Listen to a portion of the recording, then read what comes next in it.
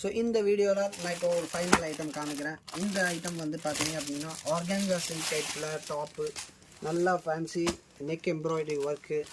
இதோட வந்து கான்ட்ராஸ்டில் உங்களுக்கு வந்து ஜக்கார்ட் துப்பட்டா, இந்த ஃபேப்ரிக் இந்த இதில் வந்து உங்களுக்கு வந்து ஜக்கார்ட் துப்பட்டா வந்து நல்லா ரிச்சாக நல்லா கிராண்டாக கொடுத்துருக்காங்க.